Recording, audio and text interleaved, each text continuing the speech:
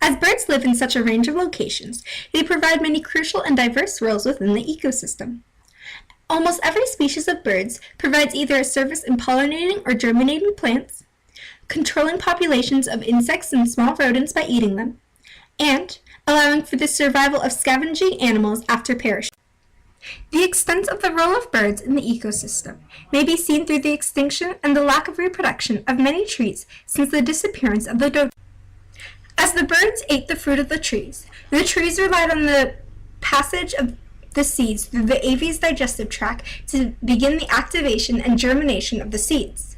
However, as the birds began to disappear, germination of the plant could no longer continue, and the trees were left with no means of reproduction. The diets of birds range greatly. Some, such as owls, are carnivores, while others, such as the toucans, are herbivores. The rest are omnivores. Canada geese fit into the latter.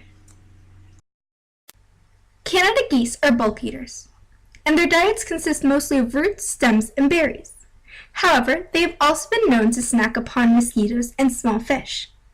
These are birds who search for food by grazing, and while this is mostly done on land, it occasionally takes place in the water. Birds are organisms with a closed system. The digestion of birds begins with the pecking of the beak. Once the food has reached its mouth, the bird poorly, if at all, chews it. While birds have no teeth, occasionally, large nuts will be crushed by its beak. Swallowing consists of tipping the head back and repositioning the food with the tongue. Bolus is then passed through the esophagus, reaching a small pouch known as the crop, something that stores the food as to enable slower digestion.